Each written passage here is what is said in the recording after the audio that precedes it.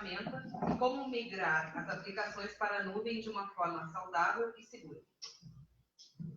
Boa noite, pessoal. Tudo bem? Eu vou dispensar o microfone aqui. Se alguém não conseguir ouvir, compreender, me avisa aí que eu estou. Então, em primeiro lugar, obrigado pela oportunidade de compartilhar um pouquinho de conhecimento. Já encontrei alguns conhecidos aqui. Então, legal. Eu vou falar um pouquinho do Adriano. O Adriano é o marido da Camila, pai do Sebastião, faz um ano que alega a minha vida aí. Hoje eu sou arquiteto de infraestrutura e criador de soluções mirabolantes, que a gente fala lá na empresa. Anti-gambiarra, acima de tudo, né?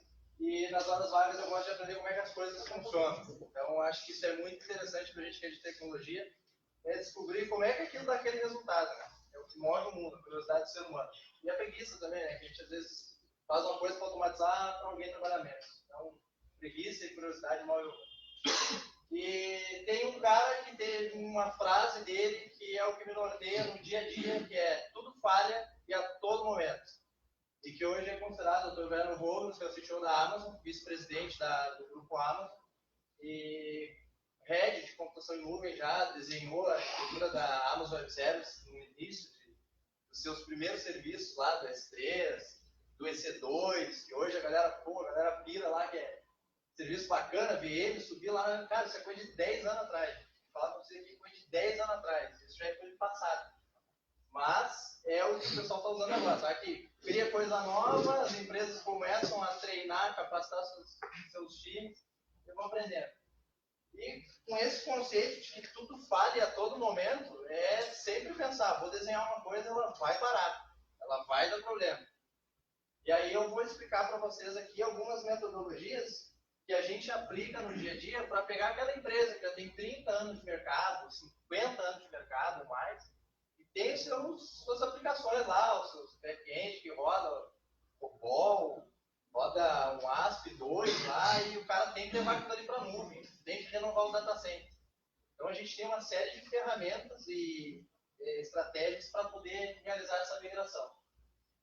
A agenda que eu vou seguir hoje, nos passos seguintes: a gente vai fazer a descoberta, olhar para onde nunca ninguém viu. Imagino que vocês vão pegar lá um cenário de aplicações, de software, de servidores, máquinas virtuais. Se derem sorte, vão pegar alguma coisa containerizada.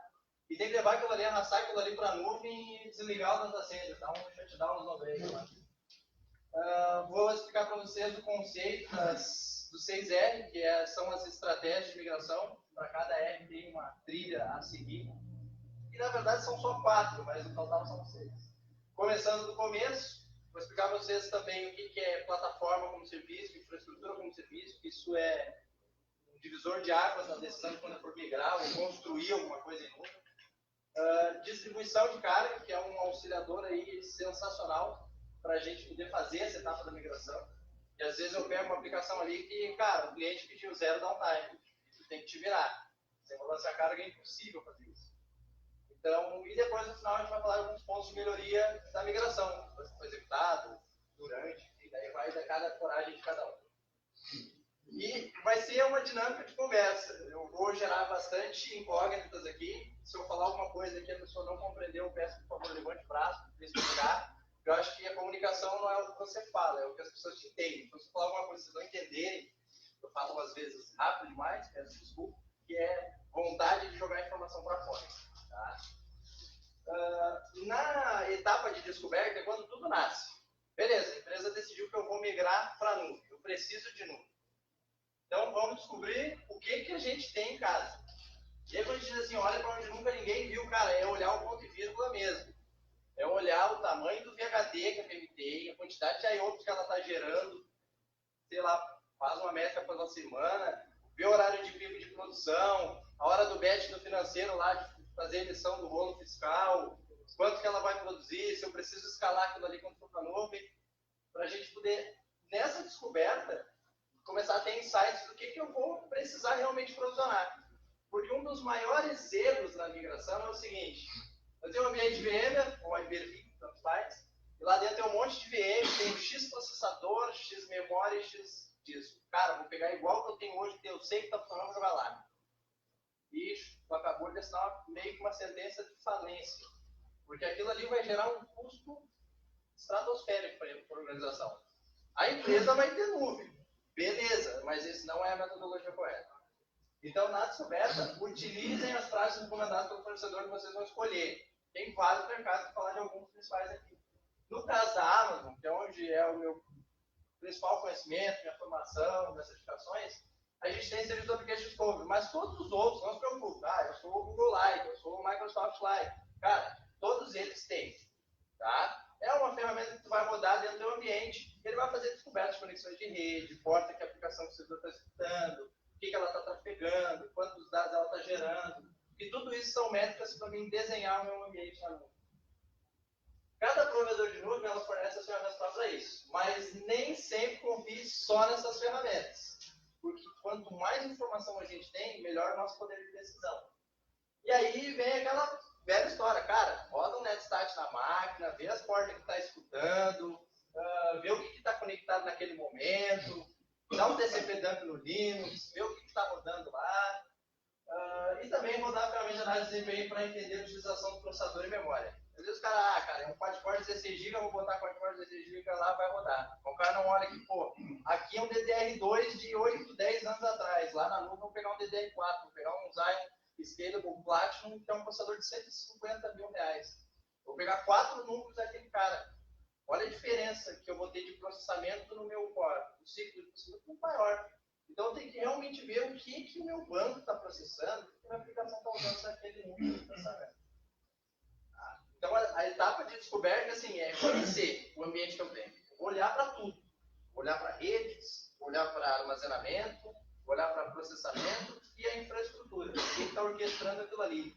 Se é um vSAN que está orquestrando toda a parte de armazenamento, se é um Hyper-V, se é um VM que está fazendo clusterização, enfim. E aí faço essa descoberta, anoto tudo e aí eu vou adotar minha estratégia. Vou olhar o que eu tenho, cliquei lá, eu tenho um Active Directory, tenho um File Server, tenho um servidor web, tenho um banco de dados Oracle, tenho um banco de dados MySQL, um Postgres, enfim.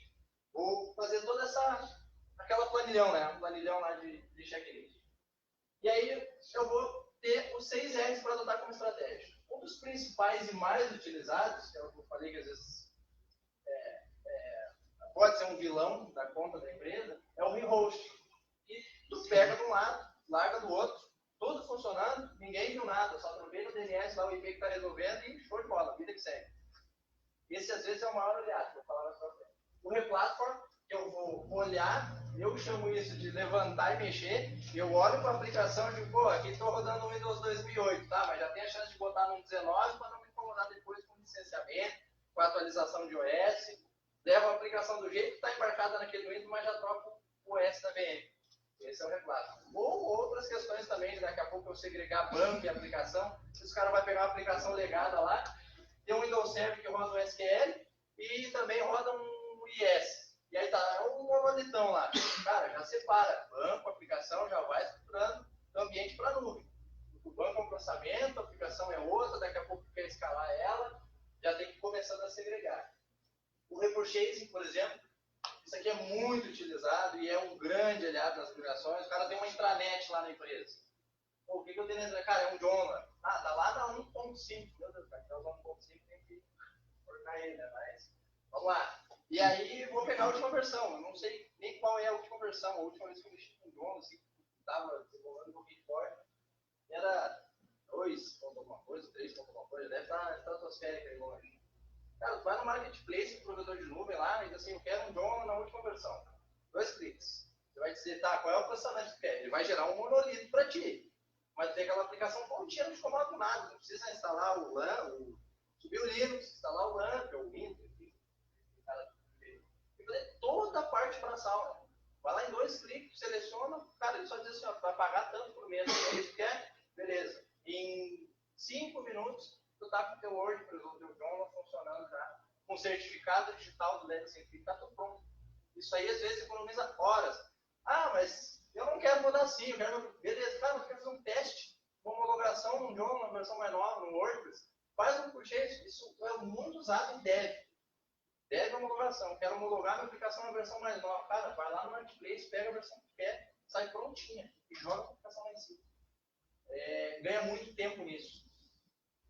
Depois o quarto R, que é um dos mais densos, digamos assim, mais difíceis de serem trabalhados, que envolve todos os layers da aplicação, é o refactor. A gente reimagina o aplicativo e como que ele foi desenvolvido e a gente usa os recursos nativos da nuvem. Eu vou explicar mais para frente o que é os recursos nativos da nuvem. São já a geração nova, que é o serverless. Eu não tenho computação. Eu esqueço que onde está sendo processado aquilo ali. Ah, está no serviço. Aonde que roda? Não sei. Nunca vai cair. É o que o provedor me garante. Depois eu tenho os outros dois, que é o retard, que é, cara, se livra disso aí. Já planeja para a diretoria da empresa, essa aplicação tem que ser mudada, vai subir um outro código em algum outro lugar para fazer aquela job, porque aquilo ali é muito antigo e não compensa levar para a nuvem. E o retain, que, cara, dependendo da carga, tu vai ter que manter dentro de casa ou tu vai olhar num segundo momento. Tá? Para isso tem um mapa mental. Eu gosto de usar isso aqui. Eu passo lá do período de descoberta, certo? Faço o discover das aplicações e aí eu entro na fase de vamos determinar como vamos fazer. Aí eu tenho os 4 R's principais, são 4 linhas de raciocínio que eu vou seguir a minha trilha para fazer a migração. Se eu vou fazer um rehost, eu pego a máquina, né, que é o lift and shift, eu pego a máquina, ou a aplicação, enfim, posso fazer de forma manual, todo deploy, ou posso usar ferramentas de migração, que é muito importante. Por exemplo, na AWS, eu tenho lá ferramentas como Server Migration Service, e um ambiente VM, lá um vCenter, 60 máquinas virtuais hospedadas, e preciso migrar aquilo ali para o cara, subir 60 máquinas virtuais, estou falando aí de 30 tera ou mais, tá? Dependendo da quantidade de dados que o cara está trabalhando na empresa. O Server Migration Service eu faço, eu acoplo o meu data center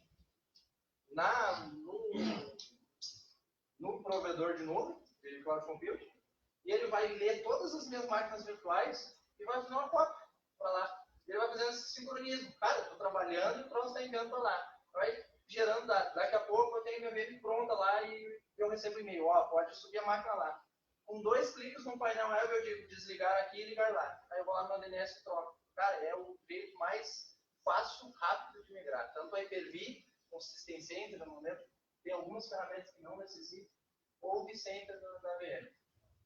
São as mais utilizadas, os estados mais utilizados de mercado, mas para outros fornecedores, como Oracle, VM, como também agora da parte de computação em nuvem Open Source, que é a OpenStack, tem também ferramentas para utilizar essa compressão de plataforma.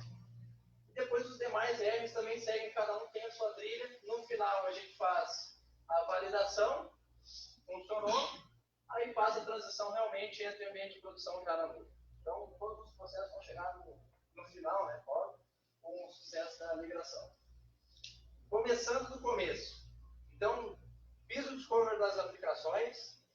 Para cada aplicação que eu vou fazer a migração, cada servidor, eu decidi a minha trilha, certo? Decidi se eu vou usar o remote. Onde é que eu vou colocar isso? Qual data center? Qual região? Qual provedor?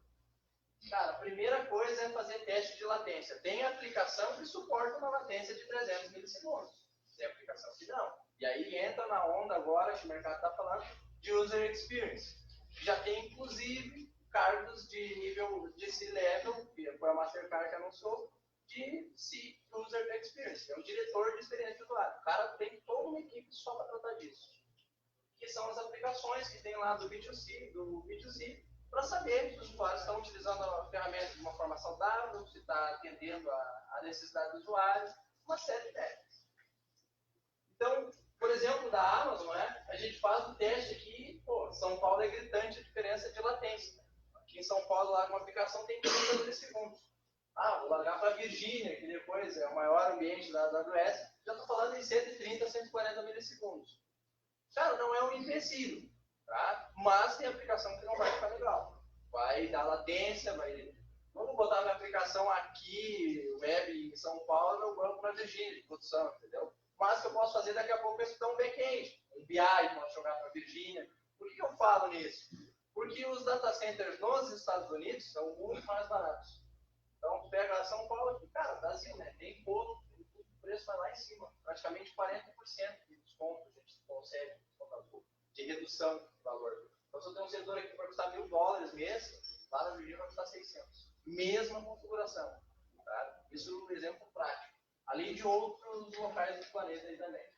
E o mais bacana de provedor em nuvem é que você escolhe onde quer largar. Cara, se tu tem uma parte da tua aplicação que é acessada na Europa, beleza, cara, larga isso aqui para lá, não precisa rodar isso no Brasil. Entendeu? Principais players de nuvem. A Amazon Web Services, mais a pioneira do mercado de Cloud Compute. Seguidas aí pela GCP, Google Cloud. Depois da Microsoft Azure. Aí nós temos a soft layer da IBM e a DigitalOcean, que vem pegando um grande mercado aí também, mais para a galera do dev. Tem também outros players, por exemplo, a Alibaba Cloud, que é bastante forte na Ásia, bastante bem agressiva no mercado chinês, e agora que a Amazon chegou lá na China, lá, acho que faz 2 anos, voltar na região da China. E tem também a VMware, só que a VMware, se eu não me engano, está descontinuando o produto porque ela fez uma parceria com a AWS ano passado. Foi esse ano? Acho que foi esse ano. Foi esse ano. Isso. Não, foi ano passado. Foi. Esse ano chegou no Brasil. Isso. Até a Renner, quem é que é da Renner aí? A Renner fez a extensão do VMware deles na AWS em São Paulo, né? Eu trabalho com segurança, então, né? Não tá sabendo? Vou mostrar um pouquinho do caso deles. Mas só para vocês saberem, já que eu já sei. Tem o Gate vCenter lá. Tem a Rackspace ainda, né? E tem a Rackspace. Isso. E é de armazenamento. Físico mesmo, né? E aí tu faz a alocação, o colocation. Assim como a outra também, a Equinix. A Equinix aí que tem no Brasil, a gente tem... Miami, Boca 2013, são gigantes. E eles fornecem data center para a AWS em São Paulo. Tem data centers que rodam serviço da AWS e colocando data centers da Equinix. A Renner, por exemplo, colocou lá um stack da VMware, foi o primeiro case de sucesso do Brasil. O primeiro case do Brasil foi o da Renner. A Renner é pioneira em vários negócios. É pioneira de extensão do VMware no Brasil, uma empresa de São Paulo, que é parte da Platinum aí da VMware. E eles simplesmente, cara, acoplaram um rack de VMware dentro do data center da AWS. Então imaginem fisicamente. Imagine lá no vCenter, tu tem os teus servidores, né? Os teus nós de computação, teus nós de armazenamento, teu NSF de rede. E simplesmente dá um vMotion na máquina virtual e manda para aquele host da AWS. Cara, totalmente transparente para o usuário. Ele vai lá e faz. O vMotion é uma tecnologia de fazer a movimentação da carga, tá? Sem desligar, sem perder ping, sem nada. Ela não sofre nada. Eu sempre tive essa dúvida. Esse tipo de coisa aí, vocês ligam o cara como é que fica a infra de rede? Ligam o cara fisicamente no PTT aqui? Como é que faz isso? Conexão, né, de rede. Cada fornecedor de nuvem, ele tem as suas tecnologias. Por padrão, tá? Vou falar da AWS e isso se estende aos demais players. A Google, ela detém a maior malha de fibra ótica do mundo. 40% do tráfego da internet roda na malha da Google. A Amazon, ela detém o maior poder computacional de elasticidade, tá? Que vem sendo combatido aí agora com a Azure e com a Google, tá? Eu tenho dados de 2015. Em 2015, a Amazon rodava o que os 14 segundos players de nuvem conseguiam rodar. Tá? Isso mudou. Tá? Se bem que em 2017 o Bezos fez um investimento de 70 bilhões na AWS. Por isso que o Bill Gates virou mais rico de novo. Como é que é feita a conexão? Por padrão, mais barato, tá? Internet e PSEC, redundância, fecha VPN com a tua rede dentro do data center. Tudo por dentro de VPN criptografado, tá? Nada pela internet. Eu vou falar que é um ponto de segurança bem abordado. Cara, vou migrar meu banco de dados para a nuvem. Ele vai lá e abre migra um MySQL e bota o 3306 para a rua. Pô, cara, é pedir para ser crucificado. Cara, vai dar um DDoS no teu banco, vai derrubar a tua aplicação. Nunca façam isso. Entende? Vou botar a minha aplicação no DigitalOcean, mas meu banco vai botar o NDS da Amazon e vou abrir para a rua. Não faz isso. Então, dá para usar multinuvem? Dá, mas tentem sempre olhar para esse parte da segurança. Fazer a transição dos dados por VPN. Tem também conexão física, por exemplo, a AWS em São Paulo, em qualquer região, na verdade, ela oferece o Direct Connect, que é uma fibra ótica que sai do data center e vem para a tua rede local. Então, em São Paulo tem direto a Amazon, em outros estados vem por transportadora. Vem por telefônica, eu não lembro quais são de cabeça, mas eles entregam, provavelmente a Renner deve usar um transporte Direct Connect para isso, que não ia colocar toda essa estrutura em cima de uma operadora de telecom aí com vários fatores de risco. Mas são essas opções, tá? VPN, PSEC, ou Direct Connect. Isso na AWS, nos outros players devem ter também. A Amazon é pioneira nisso. Inclusive na Europa e nos Estados Unidos, a Amazon lançou no início do ano a portabilidade de endereçamento IP. Sem ter um barramento lá dentro da operadora, principalmente instituições financeiras, tá? Tem um monte de aplicação legada lá e tem um bloco IP, que aceita em várias integrações deles. Ah, não posso perder aquilo ali, porque tem muita regra de negócio em si, tem muita parte de compliance. Aí, para questões de compliance, a Amazon conseguiu fazer isso, portabilidade de endereçamento IP. Tem o link da Embratel lá na internet, tu faz as coisas. Isso está falando dos caras que são AS.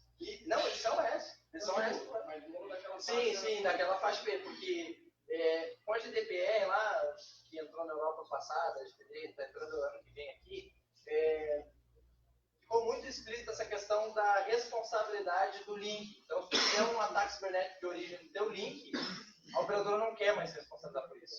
A maioria dos operadores começaram a fazer isso, cara, pega o teu IP, transfere para ti, cria o teu endereço lá no SIG-BR, logo é teu. Não quero nem saber, já estão se preparando para o LGPD do ano que vem. E quando der um incidente de segurança, cara, todos que são envolvidos naquele processo vão ser. Imagina, não é o Fox, não fala aí em LGPD, aí não para mais, cara.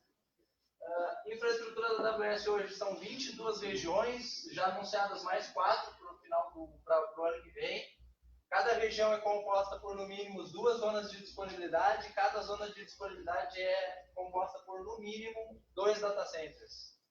Na Virgínia, por exemplo, a gente tem 7 zonas, que é a maior região, 7 zonas de disponibilidade, 18 data centers. Isso, são 2 data centers. No mínimo 150 km de distância de cada Z. Então, cara, se cair a Amazon, gente, é guerra mundial. Vamos ser bem sinceros. Se cair uma região da Amazon, hoje a gente encara assim, ó, cara, não é mais um problema de TI. É um problema já da humanidade, entendeu? Tanto a Amazon quanto a Microsoft, todos eles seguem essas mesmas políticas. Enfim, voltando para a parte de estratégia de expansão, depois que eu defini minha estratégia, eu tenho a escada do sucesso. A escada do sucesso é o seguinte: olhei minha estratégia, agora já sei o que eu vou fazer. Olhei o que eu tenho, defini o que eu vou fazer. Vamos tirar uma prova de conceito. Gente, prova de conceito é o mais importante. Não façam treino poker de dar um all-in. Cara, ele pode dar muita N. Entendeu? Porque a hora que o troço estiver rodando, a empresa não desliga. A empresa não tira férias. Tem que faturar. Então, se tu vai virar chave, cara, testa antes. Usa o ambiente de homologação, desenvolve alguma coisa, sabe? Testa essas conexões latentes. Fiz a prova de conceito, passei e vou para a migração de dados. Fiz a migração de dados, faço a migração das aplicações. Depois faço a transição para a nuvem e entro no último ciclo que eu chamo de ciclo infinito. Vai entrar uma melhoria contínua porque nuvem tem que estar sempre utilizando. Toda hora lança recurso novo e esse recurso novo ele é mais barato. Então tem que estar sempre olhando para a nuvem para essa parte de infraestrutura. Algumas dicas. Estude bem a aplicação antes de migrar. Conhecer a aplicação vai economizar muito tempo e dinheiro. Terá mais assertividade na escolha das tecnologias, porque, cara, quando tu abre lá a folha de serviço do Google, tem muita coisa. Vai lá em dados, né, database, cara, tem muito serviço. O que funciona para um, às vezes não funciona para outro. Então, não quer dizer que eu vou usar um rehost para tudo que eu tenho dentro de casa, porque às vezes eu pego um Red Hat com kernel compilado lá para um banco Oracle da SAP, cara, não vai rodar. Eu não consigo, o kernel tem que ser compatível com o virtualizador da nuvem. E eles usam os padrões. Então, se tu tem alguma coisa que foi manualmente construída, vai dar problema. Faça testes. E testes de adequação de carga também são poderosos aliados. Cara, de noite dá para fazer um teste muito bacana de overload de processamento e disso, cara. Para saber o que eu realmente preciso rodar. Vou simular 50 mil acessos. Por mais que nunca chegue, mas vou simular 50 mil acessos no meu site. Cara, dá para fazer, dá para brincar bastante coisa. Manter as coisas simples e funcionais. Aquele menos é mais, né, cara? Se ela quiser mirabolar muita coisa, já vou migrar, já vou otimizar, já vou usar o banco como serviço, cara, vai ser muita dor de cabeça. Evite otimizações desnecessárias nas primeiras operações e nem tudo que está na nuvem é chuva, às vezes é tempestade. Olhar para um serviço e dizer, meu Deus, é isso aqui que eu preciso. Cara, nem sempre é tudo que precisa. Pode ser muito tentador, porque nuvem é tentador. Tu chega ali, tu dá 2 cliques, tu sai usando o banco Oracle, cara, Enterprise, só que tu já está pagando lá $700 por dia. Então, tem que cuidar. Começando do começo, pesquisa sobre a disponibilidade de serviços que você vai utilizar. Então, como tem muitas regiões diferentes do provedor de nuvem, cada região tem serviços específicos. E os lançamentos geralmente estão nos maiores. Daqui a pouco você está desenhando sua migração lá e tem um serviço que não tem aqui no Brasil. Decidiu migrar para o Brasil, mas aquele serviço não está disponível aqui. Combina a velocidade de recursos com geolocalização, foi o que eu falei da parte de aplicação front-end aqui, com um banco de produção escrito. Daqui a pouco o meu data lake está nos Estados Unidos, que é mais barata a infraestrutura. Consigo fazer isso tudo de uma forma segura, VPC, peering de conexão por dentro da própria rede do provedor, não precisa sair nada para a internet. Tá? Vamos falar de plataforma e infraestrutura como serviço. Nem sempre se decide por afinidade, e muito do que tange a decisão do que escolher na hora de migrar é PCI Compliance. Não sei se vocês já ouviram o termo, mas são compliance de segurança, definições de, geralmente, bancos, instituições financeiras, ou daqui a pouco HCI para a parte de medical healthcare. A plataforma como serviço é bem simples de usar. Tá? Não gerencia quase nada. Pode ter um gráfico aí que vai ficar melhor. Mas resumindo assim, ó, eu te pago e não me incomodo, se der problema contigo. Tá? O problema do provedor, eu só quero consumir o serviço. A infraestrutura como serviço ela é muito mais controle. Tem a máquina virtual, tem todo o ambiente lá, só não tem a camada física. Então, a gente colocou algum break, um disco, um processador, com memória, renovação de garantia. No gráfico de velocidade, a gente começa. O IaaS é a base de tudo, a computação em nuvem. Depois, a gente tem a plataforma, e daí eu tenho sistemas operacionais. Isso aqui é tudo camada de responsabilidade de alguém, certo? No IaaS, toda essa primeira parte fica com o fornecedor de nuvem. Então não tem nada da parte física. Quando eu vou para a plataforma, eu tirei até isso aqui da minha responsabilidade. É tudo do fornecedor. Então eu não me preocupo com sistemas operacionais e não me preocupo com ferramentas de desenvolvimento. E se eu for para o software como serviço, que eu nem citei aqui que não é o caso, mas daqui a pouco eu vou pegar um Salesforce, cara, eu não me preocupo com nada. E eu vou me preocupar, vou pagar licença para o usuário e acabou. Um Office 365, não preciso subir um Exchange. Entende? Então, o software como serviço é uma camada mais assim. Todos os fornecedores de nuvem, eles trabalham com um modelo de responsabilidade compartilhada. Então, nesse modelo de responsabilidade compartilhada, a gente começa aqui, ó. Desculpa. A camada física na infraestrutura como serviço, tudo que está acima da camada física é responsabilidade do consumidor. O que está na camada física é do fornecedor. Na plataforma como serviço, eu entro um pouco na parte de redes, de computação, sistemas operacionais e os integradores, os famosos middlewares. Aí, quando eu pego as aplicações, as interfaces e os dados, isso sim é responsabilidade minha. As interfaces, as aplicações e os dados. E não, software como serviço. Cara, não se preocupa com nada. Só dá o usuário e senha lá para o caso financeiro e ele insere os dados lá e já era. Não se preocupa com nada. Bancos de dados. Gente, banco de dados é o coração do negócio. Não sei se tem algum DBA aí, mas assim, ó, banco de dados tem todo carinho quando for planejar a migração dele. Tá? Porque esse cara sustenta toda a informação da empresa. Está ali dentro, aquilo é o foco. E hoje em dia a gente sabe que as maiores empresas do mundo são as que têm mais informação. Então, trata o banco de dados com carinho. Quando vocês têm um banco de dados em casa, vocês têm tudo isso aqui, ó. Cada uma dessas linhas aqui são umas atividades relacionadas à manutenção e operação do banco de dados. Quando eu vou para a infraestrutura como um serviço, eu já tiro toda essa parte aqui. Ó. Eu pego na minha máquina virtual, eu instalo o meu banco de dados. Posso pegar um EC2, VMware Red Hat, lá, Enterprise, instalo o meu Oracle e levo minha licença para o Oracle lá. Beleza. Aí eu tenho toda a parte de manutenção do banco. Eu tenho que fazer os OS patches, os softwares instalados de banco de dados, os patches de banco, os backups do banco, a alta disponibilidade, a escalabilidade e a otimização da aplicação. Quando eu vou para o banco de dados como um serviço, que daí é na plataforma as a service, cara, esquece tudo. Pega o banco e consome o que precisa dele. Só trabalha na otimização das consultas da tua aplicação. O banco deixa de ser uma pedra no sapato. Então, para chegar nesse estágio aqui é bem difícil aí. Tem que fazer o refactor. Então, gente, consegui explicar. Tem bastante conteúdo, já estou passando da metade da palestra. Tá? Distribuição de carga. Esse cara é um grande aliado na nossa hora de fazer migração. Então, quando tem lá um load balancer em cima da aplicação, você consegue distribuir o tráfego. Certo? Tem 2 servidores para ter alta disponibilidade, mas também posso ter gerenciamento de carga. Cara, se tu pega uma aplicação que não pode parar, ou tu quer fazer um teste, daqui a pouco até um teste de funcionamento na nuvem, como é que ela vai se comportar? Sobe ela lá, bota um balanceador de carga antes. Hoje eu tenho um site, não faço balanceador de carga, é um monolito. Mas não posso parar porque é um e-commerce, está sempre vendendo, vende até de madrugada. Beleza, bota um Elastic Load Balance, por exemplo, na AWS, pega como serviço, direciona o perfil do teu site, ok, já tem um cara fazendo a filtragem. A requisição parte do balance, depois vai para o site. Aí tu pega e sobe o ambiente não do outro lado, sobe na nuvem. Porque tu pode fazer o balance na nuvem e direcionar para o teu site dentro de casa, certo? Mas toda essa configuração aí. E aí eu construí um outro site lá na nuvem, tem um outro IP, tem um site de testes, e vamos fazer o seguinte, agora meia-noite vou girar o tráfego todo, vamos ver como é que se comporta. Consegue fazer esse tipo de chaveamento. Cara, deu ele, volta. Rapidamente. Só chaveio lá do base, manda cortar aquela conexão e volta para lá. Facilita muito a aplicação com o Zero Downtime, é a única ferramenta que a gente consegue fazer.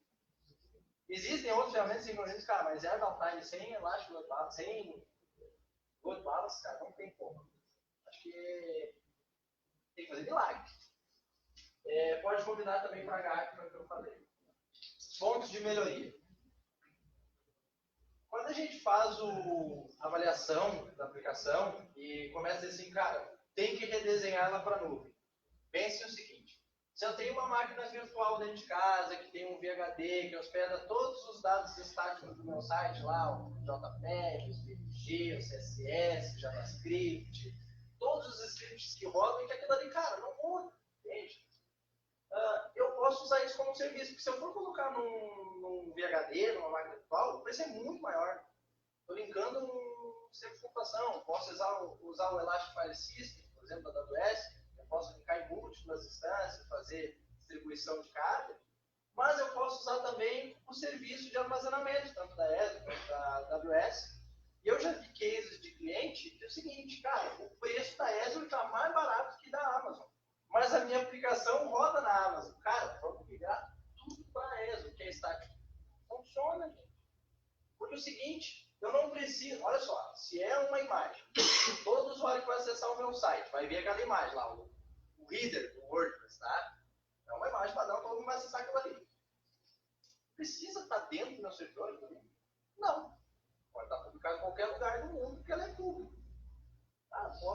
Posso ter o meu WordPress rodando dentro da Amazon, ou da Microsoft, enfim, e ter o meu arquivo estático em outro provedor. Lá dentro do meu site eu solicito para aquele URL.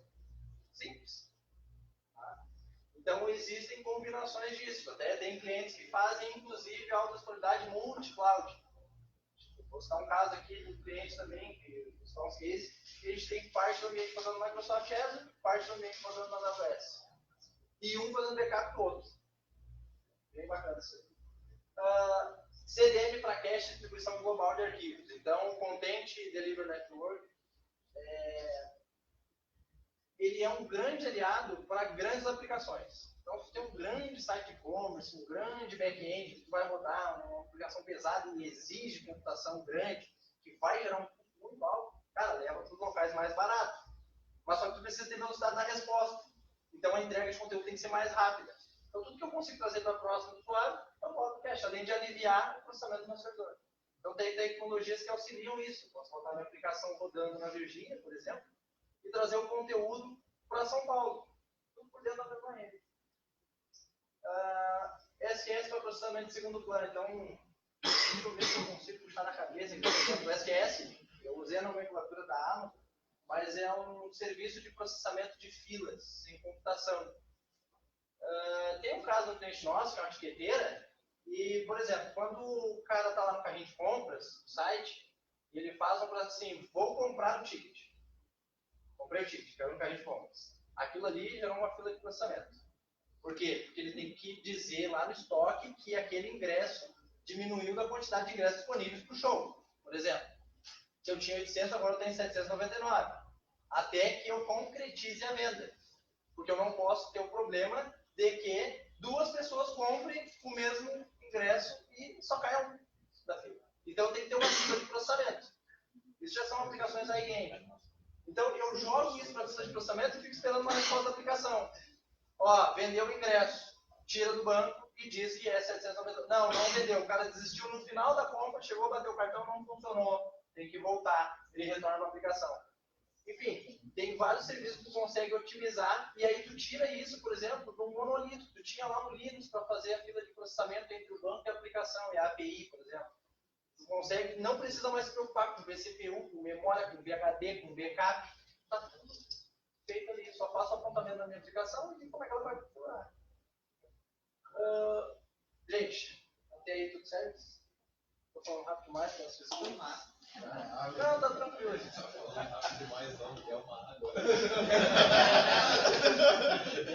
Amanhã tu não trabalha mais. Vou falar aqui 2 casos, tá? De migração para nuvem na parte de. Não tem não querer água. Vai tomar água assim.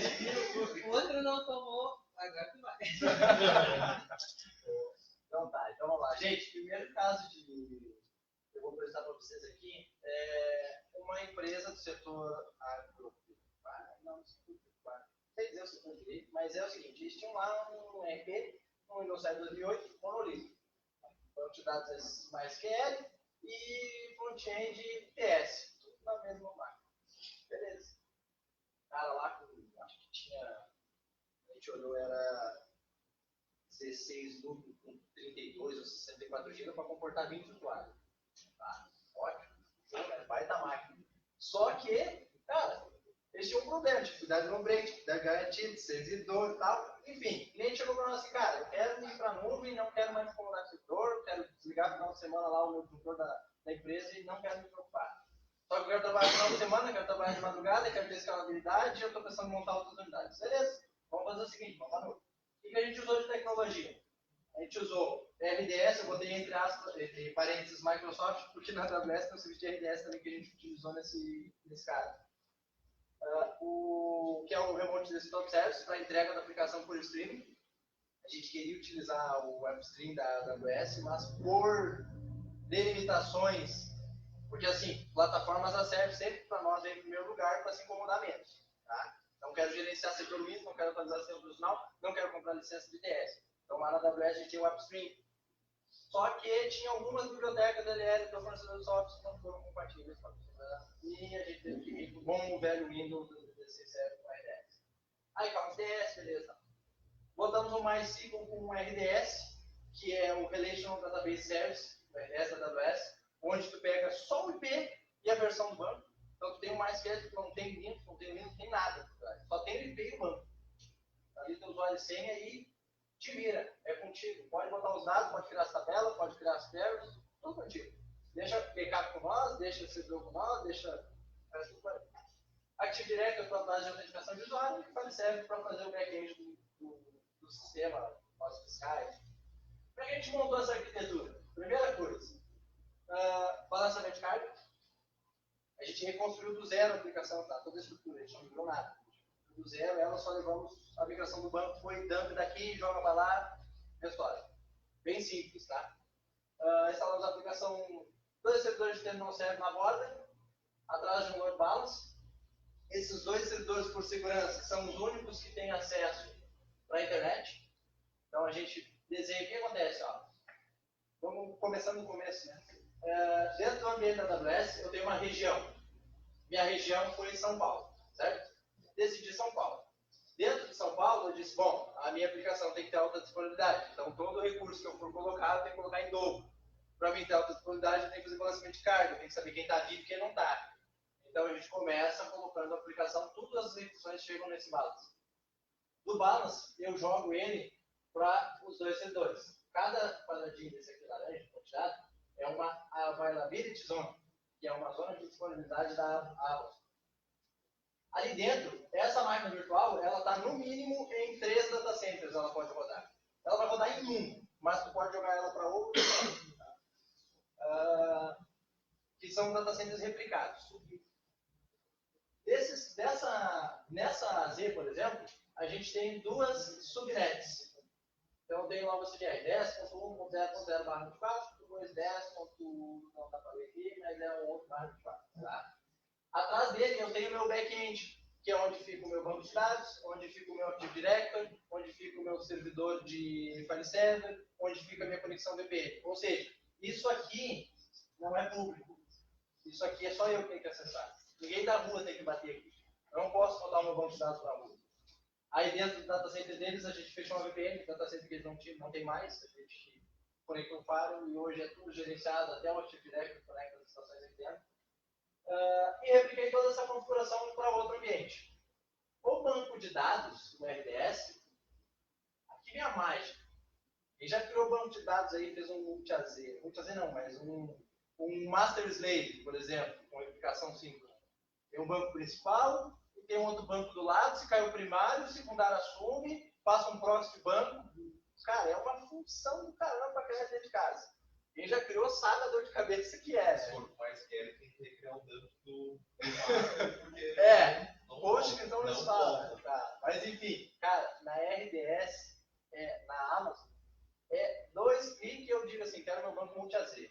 Beleza, ele vai te dar um banco aqui, ele é master, o outro é slave. E os dois têm replicação assim. Cara, tudo que tu escreve aqui joga pra cá. Se esse aqui cair, porque se esse aqui cair, caiu a zona inteira, tá? Tudo aqui vai cair. Vai cair o data center inteiro, toda a Z. Automaticamente esse banco vira um master. Por isso que ele está assim na apresentação. Porque, inclusive, o que acontece? Ó, no meio das camadas, eu tenho outro balance de carga para as requisições de banco. Ele está representado num balance aqui, mas ele tem uma feature de reconhecimento para saber qual que é o meu banco ativo e qual que não é. Eu ganho na Amazon, quando eu subo um banco RDS, eu ganho um endpoint. Eu te dar um nome de DNS lá, vai apontar para aquele banco, 43306, mais que é, claro, e tu vai conectar teu banco. E aquilo ali vai ficar checando. Uma hora esse banco é o principal e esse é o slave. Se o usuário se conectou na aplicação e caiu nessa zona, porque ele está fazendo balanceamento de carga ativo-ativo, ele vai jogar uma hora o usuário para cá, outra hora o usuário para cá. Se ele cai para cá, faz a requisição do banco, joga para ele, volta para o usuário. Se ele cai para cá, faz a requisição do banco principal. As duas se conectam. As duas estão sempre se conectando. E eu não preciso envolver um DBA caríssimo. São horas de DBA para você fazer um banco multi-AZ. Na ideia são 3 cliques. Claro, preenche um formulário ali, todas as configurações do banco, charter set, enfim, collection, o esquema, performance, tudo. E deu. Então foi uma migração simples. Agora eu vou mostrar para vocês um caso bem mais complexo, complicado pela tomada de tempo. O que aconteceu? Chegou para nós, essa topologia aqui é só uma ilustração, não é do cenário real, esse cenário real não deu tempo de fazer desenho. Então, vocês vão ver fotos aqui antes de ver o cenário real. Foi o seguinte, cara, pegou fogo no data center. Cluster VMware, 80 máquinas virtuais, SAP rodando uma Blade da HP, uma C7000, um storage da AMC, um enclosure, 30 TB de dados, pegou fogo na da noite, os caras não tinham visto, chegaram às 5 da manhã, a empresa parada. Cara, 700 mil de prejuízo só de multa por atraso de entrega, que os caminhões não sair da uma indústria metalúrgica. Tá? Aí tá, fiquei lá e botaram tudo no ar. Cara, eles passaram final de semana, eu acho que foi uma vida bem complicada deles. O que a gente pegou quando chegamos lá? Notem a estrutura, cara, um data center de 1,5 milhão. Não é um big data center, mas, cara, 1,5 milhão de equipamento que tem ali. Estou falando só do hardware de processamento e armazenamento. Fora todo o restante, ar-condicionado. Para quem não conseguiu compreender isso aqui é uma Blade C7000 com 6 lâminas. São 7 lâminas. Tá? Um servidor de backup e AD secundário e um ASA. Um Cisco ASA. Alguém teve a oportunidade de trabalhar com ASA, ele sabe do queixo duro que é esse caminhão de energia. Cara, e esse troço tudo está em cima de uma mesa de madeira. Só esse equipamento aqui, a gente foi em 5 para carregar. Ele pesa em torno de uns 300 quilos. Mesmo tirando as lâminas, sabe? Back-end, né? Vamos pro back-end. Como é que a gente pegou o negócio lá? Cara, tava um desastre. Tá? Quer dizer, o desastre tinha passado, né? A gente chegou pra... Tava tudo funcionando e eles chamaram, cara, vem aqui, analisa o que tá rodando, a direção da empresa. E eu não quero mais nada aqui. Nada. Leva tudo pra nuvem e no menor tempo possível. Isso foi em novembro de 2017. E a missão era o seguinte, ó, Novembro de 2017, fechamos a parceria, analise o caso, botem isso aqui direito no rack, que não dá para ficar em cima da mesa, pode pegar fogo de novo, uma mesa de madeira, e migrem para a nuvem. Renovem os equipamentos que estão com problema e migrem para a nuvem. Se possível, até o Natal. Beleza, né? Perdi o meu Natal. Vai dar problema. Esse aqui é a parte de trás do storage, tá? O MC. Isso aqui, como é que aconteceu? A gente pegou primeira tomada, nós temos uma ar-condicionado lá, como é que foi? Repistaram, tá? Todas as paredes, mas eram 5 racks dentro desse data center. Isso aqui foi como que a gente conseguiu recuperar os racks. A gente teve que botar até umas escolas embaixo, o pessoal, quando eles desmontaram, levaram para manutenção os racks, eles perderam umas partes dos metais aqui e a gente não conseguia mais colocar, encaixar a blade no tamanho certo. A gente remontou o data center, trocamos o faro, o asa foi aposentado, entrou um Fortinet, trocamos o guarda-rede, entrou switches novos, enfim, estruturando tudo que tinha dentro de casa. Isso aqui foi, acho que uns 30 dias, beleza, a gente mapeou tudo que tinha, e ok. O data center estava bonitinho, aspas, né? Bonitinho em aspas. Beleza, daí veio o desafio. Tá, agora pega tudo que tem aqui e leva para a nuvem. Só que o parceiro SAP deles é Azure. E aí o cara disse assim, tá, podemos ir para a AWS, mas é a hora que tem um problema no banco, tu vai me dar ajuda? Eu disse, cara, não tem DBA, o negócio é infra. Vamos lá, vamos trabalhar Azure, vamos trabalhar AWS. Aí a gente decidiu, nosso plano de ação. Cara, vamos botar as duas em São Paulo, SAP na Azure e o restante das workloads, das demais workloads na AWS. E aí, cara, tem ainda rodando, né? A gente tá fazendo agora o refactor das aplicações. 2003, tem uma job lá do... É uma metalúrgica, daí o cara faz toda a linha de produção da metalúrgica, ele faz o apontamento de onde que o item está. Cara, aquele apontamento roda no ASP 2.0 do IS Windows 2013 ainda, porque eles não quiseram desenvolver isso aí no SAP, que é muito caro. Né? O cara lá da TI, não, eu faço aqui, o rapazinho no Teams, tá, é o último que está finalizando. E aí a gente montou o diagrama da topologia de redes do cliente. Então, resumindo, aquele FortiGate lá, ele faz tudo isso de conexão VPN. Aí vem como é que funcionam as comunicações. Tudo IPsec, tá? Com alta disponibilidade, serviços gerenciados de IPsec na borda das duas nuvens. A gente começou com o serviço gerenciado de IPsec na AWS, depois a gente teve que mudar. Aí a gente trouxe para um serviço nosso. A gente era plataforma no endpoint de VPN, na Azure continua até hoje, mas por algumas necessidades de roteamento mais avançados e questões de compliance do SAP também, para adequação de outras rotinas, de outros jobs que a gente trouxe do SAP para a AWS, a gente colocou uma instância minha, a gente trouxe lá, fez alta disponibilidade, tem duas máquinas virtuais, faz balanceamento entre as duas e vida segue. E aí o que acontecia? Também tinha um outro desafio nesse meio do caminho. Cara, tem todas as minhas licenças Microsoft, como é que eu posso levar tudo? Não ter que comprar tudo novo. Né? E daí, cara, se tu levar com uma licença embutida é muito mais, não é muito mais caro, mas é uns 20 a 30%. Pega uma máquina virtual, normalmente tem uma solução. Pode já pegar com o sistema operacional licenciado. Só que o cliente já tinha todas as licenças. Aí você tem que fazer o seguinte, você tem que ter um host dedicado, um ambiente para fazer um BIOL, é o Bring Your Own License. Então, tu pega toda a tua carta de licenciamento de software e leva para a nuvem. Mas lá na letrinha miúda do logo da Microsoft, ela diz o seguinte, não posso flutuar em processamento. Se eu flutuar em processamento, a licença está inválida. E aí, para não flutuar em processamento, o que tem que fazer? Dedica o host. Então, tu coloca um host dedicado e sai um balaiozinho de dinheiro aí, de $2.500 a $3.000 mês, para poder ter lá suas 11 instâncias por 16 GB com a licença que quiser levar. Nessa oportunidade também, como a gente já estava estudando o ambiente, a gente pegou e migrou, como você já fez fizemos uma movimentação. Então, o Active Directory a gente já botou na última versão, 2016, o File Server também, já fizemos 2016, a gente já atualizou todas as profissões que a gente conseguiria na migração. O que era legado, a gente levou para dentro do host dedicado. Tá? Para Azure, mesma situação. A gente pegou as instâncias, subiu as instâncias novas, fez o teste de dentro do banco, do Oracle, e largou para Azure lá também. E uma plataforma faz backup na outra. Então, um provedor faz backup na outra. Então, tudo que eu tenho na Azure, eu replico através do software backup que a gente utiliza lá, no PIN. Ele conecta nas instâncias lá e joga para as instâncias da AWS. Conecta nas instâncias da AWS, joga para o bloco storage da... Então tem backup de um ponto.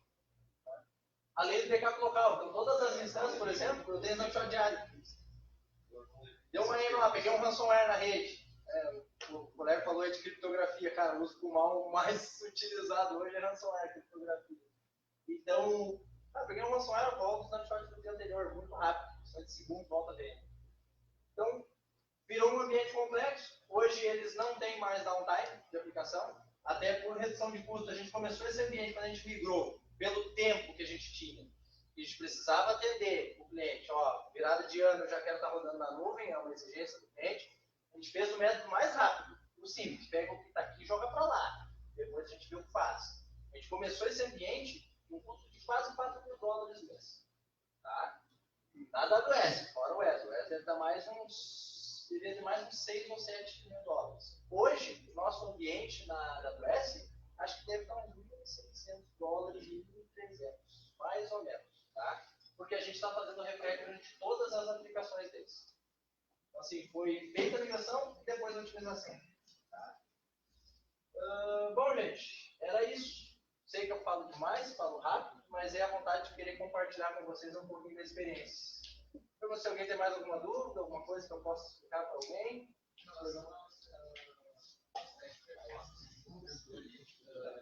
Simular que 50 usuários faz. Simular se máximo para quebrar o. Tá. A gente tinha um cliente que chegou e falou assim, cara, vocês montam uma máquina virtual para nós de teste de sobrecarga, daí eu peguei e mandei um link para ele, loader.io, paga $100 ali, tem 100 mil acessos em 10 minutos consecutivos no processo. É teste de sobrecarga. Então, assim, muita coisa hoje vocês vão usar, pesquisem na internet, cara, vocês têm teste de sobrecarga. Tem várias empresas que já têm o software pronto, vai lá e só consome o serviço. Quero 10 minutos de teste de estresse no meu e-commerce. Tem gratuito, 10 mil acessos durante 1 minuto. Pô, se tu vai subir uma coisa nova, 10 mil acessos já é um pico, né? Já dá para ter uma febrezinha de como é que vai se comportar. Então, dá para usar serviço também, dá para fazer. Tá terceirizado, assim. É que assim, ó, é que depende da velocidade do cliente. O cliente diz assim, cara, eu preciso fazer isso constantemente. Todo dia tem que rodar uma job, beleza? Então, eu tenho que pagar todo dia $100 para rodar 10 minutos de 100 mil dólares. Daí a gente sempre conversa, mas daí tu pode programar. Porque é o seguinte, ó, nesse caso, o último caso aqui, a gente utiliza da AWS o Lambda, que é computação sem computação. É um server. E aí lá a gente tem uma rotina que é o seguinte, ó, esse servidor ele vai ligar todo dia às 7 da manhã, vai desligar às 7 da noite. Porque eu não preciso, a empresa não opera 24 e desligar no final de semana. Cara, isso é uma redução de custo enorme. Pega ali, e aí tu pode usar para esse tipo de situação também. Pode ter uma máquina virtual lá, programada para ela subir em determinado horário e executar tipo um DDoS, uma espécie de DDoS. Acesso ao HTTP, ou HTTPS, conforme for a tua aplicação. Pode ter 15, 20 VMs, cara. Faz um outscaling ali, deixa uma VM rodando, pode ter 10, 15 VMs, mesmo código, pode fazer em vários. Legal também de estresse teste, por exemplo, de região. Quero testar minha aplicação, como é que ela se comporta recebendo acesso de vários locais simultâneos. A nuvem te propicia isso. Muito rápido. Entendeu? Mais alguma dúvida, gente? Só para reforçar, eu trabalhei em uma empresa que teve os servidores roubados. E aí a gente se obrigou a ir para, fomos com a solução em nuvem, então para a AWS. A experiência que eu tive foi significativa. Nós assim... Realmente, depois de sofrer muito tempo, claro, depende da direção, né? Sim, é uma decisão estratégica. Isso, a decisão estratégica. Tinha toda aquela polêmica de, meus dados ficaram lá, eles podem compartilhar com outras pessoas, isso aqui. Então, era uma decisão estratégica de ter um hardware físico. Quando a gente teve esse golpe, os caras levaram servidor de câmera, servidor da fotos, tudo que tinha. Aí a gente foi para a nuvem e a experiência foi incrível.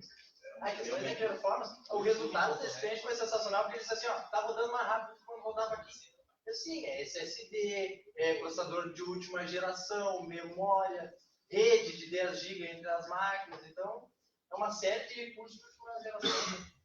Isso então? Muito agradecido.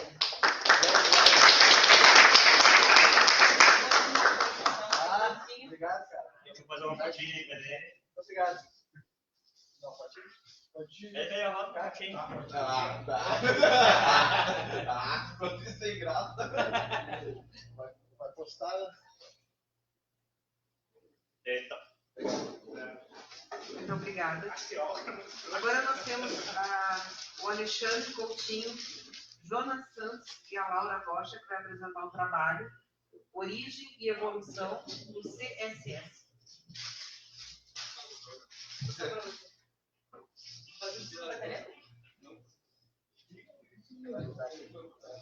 Tem uma chamadinha aqui para quem não assinou, tá?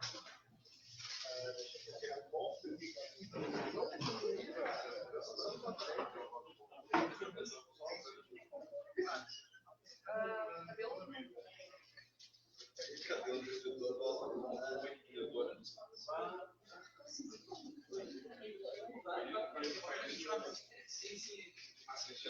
a Laura veio já. Tem que bom. A Laura tava aí. A Laura não viu, só o Alexandre, mas ele tinha que trabalhar. Achou que era cedo.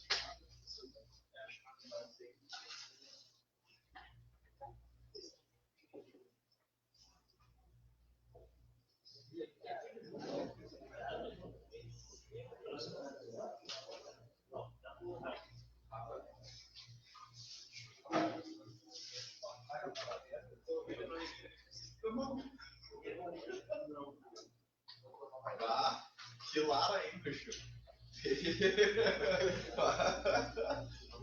Só na minha mãozinha, por isso sugeriu a Mion, né? Aquele dia lá, aquelas bolachinhas que dão dos vizinhos. Tem imagem, ela vai vendo o cara uma tarde toda, fica vendo que é mesmo, o Steven, o universo. Dizia puto. Pois é. Para de fazer de louco.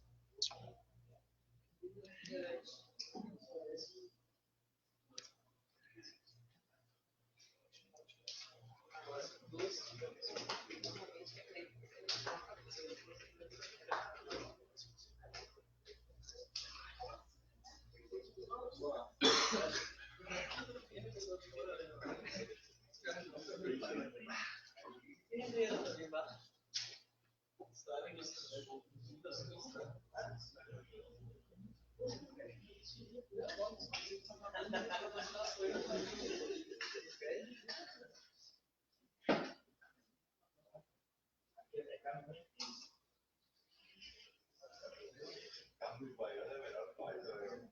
Tá ligado? Não sei carro de baiano, velho. Puta merda.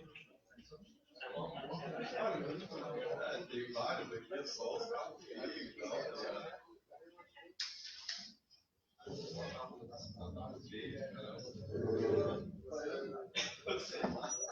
Deu uma aguinha, Alexandre?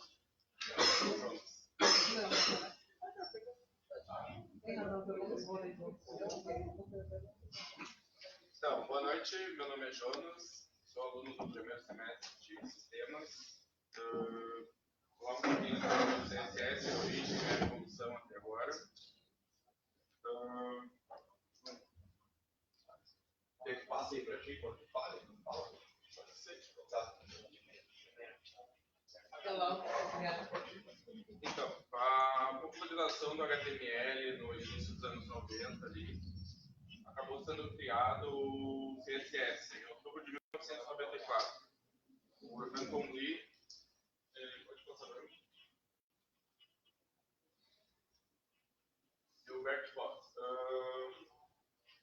O CSS ele foi desenvolvido em 94 e em 95, depois de um encontro entre o pessoal dessa área de HTML e do início do CSS, eles formaram a H3C, que em um ano criou o CSS1, que aí foi usado até o início de 95 ali, quando eles, por bastante pesquisa, criaram o CSS2. Isso foi usado por mais uns 2 anos de pesquisa e pesquisa, até em 98, início de 99, eles chegaram na base do CSS3. E hoje é o...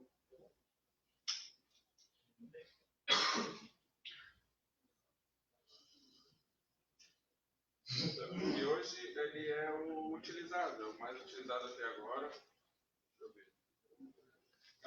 O CSS é uma linguagem de estilos, faz definição de documentos HTML. Com ele a gente tem defeito, controle de fonte, cores, margens, linhas e muitas outras dentro do HTML. O CSS em si, em parte, ele é para dar estilo à base do HTML, que seria uma parte mais grosseira da parte web ali. O CSS vem para dar, vamos dizer assim, um toque diferente na parte web ali. Então,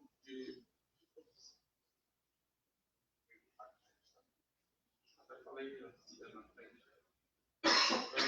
Deixa eu lançamento, funções, a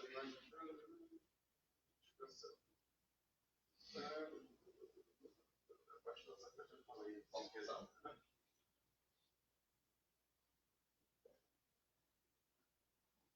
Então, CSS3 é a terceira e mais nova geração, onde se define estilo, como eu falei para a web, com efeito de transição, imagem, background, design e layout da página. Então, CSS3 em si, então, ele vem de uma dificuldade que o HTML teve de dar mais facilidade em mexer na internet. Com essa necessidade veio então a criação do CSS, depois do CSS1, e aí viram que dava para expandir mais, eles conseguiram. Hoje a empresa H3C já tem 500 membros, onde eles continuam desenvolvendo para ver se eles conseguem. A princípio ainda estão longe do CSS4, mas há estudos para chegar um pouco mais além, onde eles acham que conseguem mais que isso. Eu já falei, na verdade, dessa parte ali. A necessidade que os navegadores tiveram ali em 97, o Firefox, o Mozilla usaram o CSS como base para os seus sites em si, para toda a sua programação ali, eles começaram a usar CSS3 como padrão no seu desenvolvimento ali. Então, eu acho que é isso, pessoal. Então, essa aqui tem uma amostra ali de como o HTML trabalhava, de como o CSS veio para ajudar, incorporando cores e detalhes para melhor atrair o pessoal para a internet. E isso atraía pouco, e isso atraiu muito mais pessoas para o mundo da internet hoje. É isso, pessoal. Desculpa aí o nervosismo. É a primeira vez aqui na frente.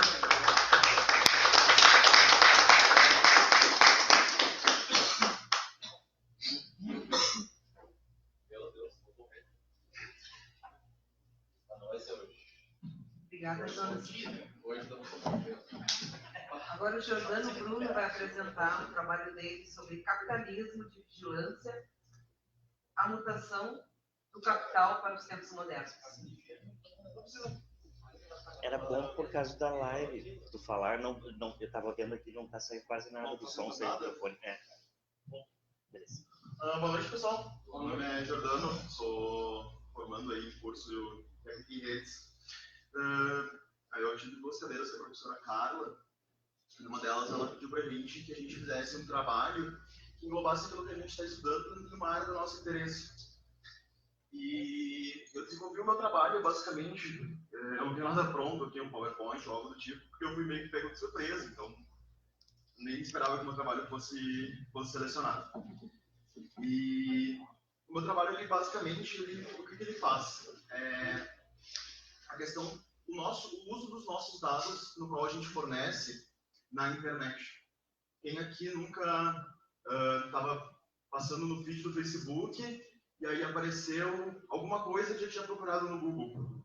Apareceu ali, estava procurando um tênis, aí a primeira coisa que aparece quando está ali passando no Facebook é um modelo de tênis que eu estava dando uma olhada com preço mais baixo. Estava olhando uma viagem com preço mais baixo, um pacote. E é muito interessante pensar como o mercado está usando isso para nos fazer comprar e consumir cada vez mais. A gente fornece gratuitamente os nossos dados, e as empresas elas captam isso e vão criando os nossos gostos sem que a gente perceba. Quem é que nunca entrou tava procurando uma música, procurou uma letra, chegou no YouTube e tava lá aquela música, né? Procurou assim, tá, pronto, chegou aquela música. E o meu trabalho ele faz a questão de ser reflexivo na questão, a gente está criando os nossos gostos ou será que isso está sendo uma coisa induzida para que a gente consuma e fique nesse ciclo? A gente produz dados, eles absorvem, e quem é que ganha com isso? Com certeza não é a gente. A gente teve, uns 2 anos atrás, a descoberta de um certo esquema, que era uma empresa chamada Cambridge Analytica, uma empresa britânica, que foi descoberto que o Facebook fornecia e vendia dados dos usuários para essa empresa. Por isso foi criada uma série de coisas, desde propaganda direcionada até interferência em eleições. Então, o meu questionamento em cima de tudo isso é essa questão de o que a gente está pensando é realmente aquilo que a gente está pensando, ou será que isso é algo que está sendo induzido a gente pensar? É algo que a gente, na realidade, não quer, mas aquilo que está sendo produzido simplesmente para a gente. É assim que está funcionando o mercado. Existe uma autora francesa chamada Shoshana Zuboff, e ela tem um livro sobre isso no qual ela fala exatamente dessa questão. E é muito interessante pensar que a gente fornece tudo isso de graça. Tudo isso é a gente que fornece. A gente dá os nossos gostos, a nossa preferência, tudo a gente fornece para essas empresas. Elas compram e usam esse tipo de ferramenta para analisar o nosso perfil, analisar o nosso grupo, analisar tudo na nossa vida e fazer com que a gente sempre viva nesse mercado de consumo. Esse foi o meu trabalho. Se tiverem alguma questão, alguma coisa que vocês queiram interagir comigo, perguntar, fico feliz em poder responder. Talvez assim, não sei se chegou nesse nível, mas por que a gente usa isso de dado de informação de graça? Assim, porque parece meio como um livro assim, que a gente tem aqui muito fácil. Assim. É que, na realidade, esses dados a gente fornece, às vezes, sem saber que a gente está fornecendo. Por exemplo, assim, quantos aqui leram os termos do Facebook quando criaram uma conta? Por exemplo, tudo que tu posta no Facebook, ele não é teu. Se o Facebook quiser fazer uma campanha publicitária, usar uma foto tua, ele pode usar. E tu concordou com isso. A questão é que a gente não percebe que a gente mesmo fornece sem ler. A gente aceita as coisas sem ler os termos de compromisso, por exemplo. A gente fornece porque a gente, às vezes, é meio, nem questão de preguiçoso, mas a gente não tem interesse em saber. É porque o serviço é grátis, né? Não é nada de graça, assim, né? Tudo ele tem um custo. Tem o Google, né? Aí de graça o produto é tudo. Exatamente. Tu não pode dizer que acessar o teu trabalho com o celular, assim, no Google. O Google vai lá e manda pra ti. Exatamente. E aí, tudo dentro daquela ferramenta ali, ela é desenvolvida pensada para ti. Então, tu tá sempre dentro daquilo ali, tá sempre fornecendo. O motor de busca do Google, ele tá sempre captando os teus gostos. Então, é um ciclo interminável, basicamente, de produção, captação e venda de dados. É algo, assim, quando tu para analisar, é algo assim que é insano. Mas nessa altura, por exemplo, o Facebook é alguma coisa diferente, por exemplo, que tem o benefício do Facebook vai conectar a gente com alguém que está morando longe, mas eu observando os dados, não são usados dessa forma. Cara, em teoria, o que seria mais aplicável seria que essas empresas, elas são, assim, essa parte é muito cinzenta. Elas não são muito claras com o usuário, porque elas sabem que o usuário não vai correr atrás de saber o que está fornecendo e para onde é que isso está indo. Por exemplo, teve agora casos descobertos da Microsoft, no qual uma empresa polonesa estava recebendo os dados da Cortana, os áudios, eles transcreviam, mas ninguém sabe praticamente disso. São coisas que são vazadas, assim, esporadicamente, entendeu? Então elas operam meio que no mercado cinza. A questão, talvez, que fosse melhorar essa questão seria se elas fossem mais transparentes na relação com o consumidor, né? É por isso que a gente defender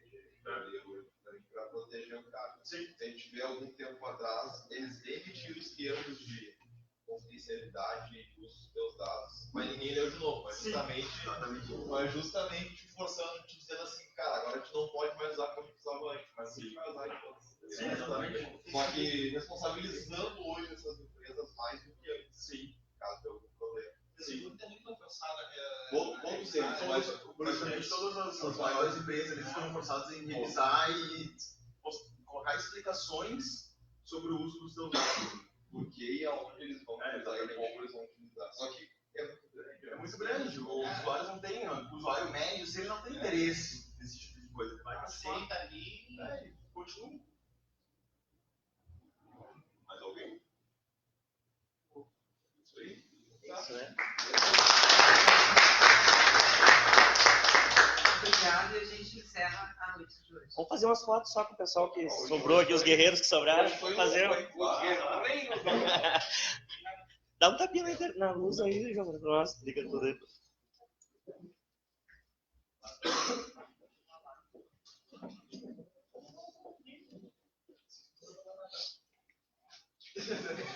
A viagem é longa agora, né? Agora só vai chegar em casa 3 horas da manhã agora. Não.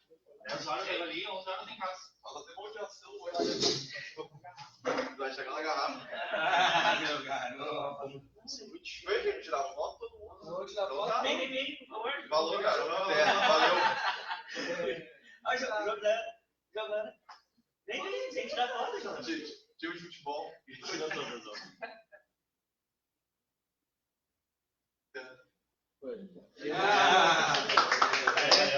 Tem umas 5, 6 aí. Ele